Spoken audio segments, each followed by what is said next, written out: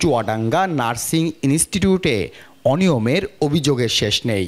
সরকারি নিয়ম না মেনে শিক্ষার্থীদের কাছ থেকে অতিরিক্ত অর্থ আদায়, আর্থিক অনিয়ম, ভুয়া বিল ভাউচার ও ক্রয় মেরামতে ভুতুরে বিল উত্তোলনের অভিযোগ সামনে আসছে বারবার। এবার মাত্র 5টি চেয়ার ও কয়েকটি টেবিল, বেঞ্চ ও খাট মেরামত বাবদ তোলা হয়েছে 1,20,000 টাকা। তছরূপ হয়েছে সরকারি অর্থের। অভিযোগ উঠেছে শিক্ষার্থী ভর্তিতে সরকারি নির্ধারিত ফির তুলনায় অতিরিক্ত মাথাপিছু 2 থেকে 3,000 টাকা আদায় করা হয়েছে। এরপরও বিভিন্ন কৌশলে আদায় করা হয়েছে আরও বাড়তি টাকা।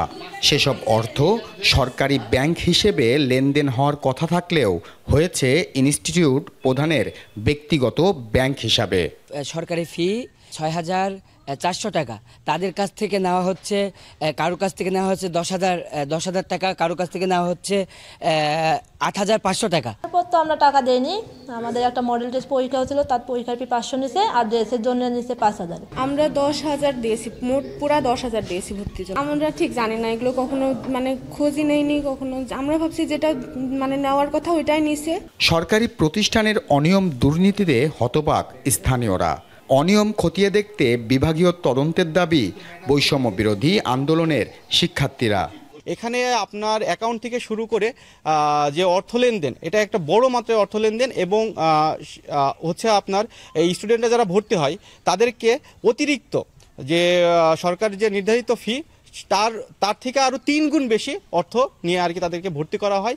এছাড়াও এখানে যিনি দায়িত্বরত আছেন, সরকারি কোনো অ্যাকাউন্টে এই অর্থগুলো মেনটেন্স করা হয় না। শিক্ষার্থীরা সরাসরি তার পার্সোনাল অ্যাকাউন্টে সেই টাকাগুলো, তাদের ভর্তির টাকাগুলো, ভর্তি বাবদ যেগুলো নেওয়া হয় সেগুলো জমা দেয়। এসব ব্যাপারে কোনো সদুত্তর দিতে পারেনি প্রতিষ্ঠান কর্তৃপক্ষ। একে অপরের মধ্যে দোষারোপ করে নিজেকে দায়মুক্তির চেষ্টা করেন দায়িত্বপ্রাপ্তরা। বৈধ অবৈধ এটা তো আমি বলতে পারবো না। না, অডিটের জন্য তো কর্তৃপক্ষ জানে, এটা তো আমি অডিট হয়নি এইটুকু আমি জানি। ঢাকায় অ্যাকাউন্ট সেকশনে আমি কথা বলেছি যে আমার এখন জরুরি 20টা চেয়ার দরকার, কিন্তু আমার তো কেনার জন্য কোনো টাকা বরাদ্দ নাই, কিন্তু আমার রিপেয়ারের টাকা আছে। তো বলছে আপনি তাহলে রিপেয়ারের টাকা দিয়ে কিনতে পারেন। এই জন্য উনি রিপেয়ারের একটা বিল করে সেই চেয়ার আমরা কিনছি। সরকারি সরকার তো এই স্টুডেন্টদের ব্যাপারে দেয় না। কিন্তু শোনেন, এখানে আমরা যেটা নিই আমাদের থেকে আরো বেশি অন্যান্য ইনস্টিটিউটে নেয়। তাছাড়াও তো আমি এটা কমই নিচ্ছি, তাও আমি সবার মতামত নিয়ে। তবে এসব অনিয়মের সুষ্ঠু তদন্তের আশ্বাস কর্মকর্তাদের। চলতি অর্থ বছরে 75 জন শিক্ষার্থী অধ্যয়নরত রয়েছেন জেলার এই নার্সিং ইনস্টিটিউটে। ওনাদের যে বিভাগ আছে সেই বিভাগের মধ্য দিয়ে একটা অডিট হইতে পারে, এবং সেক্ষেত্রে এই পরামর্শটা আমরা প্রতিষ্ঠান যারা প্রধান তাদেরকে আমরা দেব, যে তারা অডিট করে তাদের স্বচ্ছতা প্রমাণ করবে।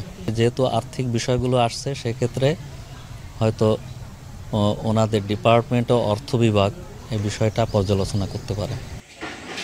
অনিক চক্রবর্তী, এখন চুয়াডাঙ্গা।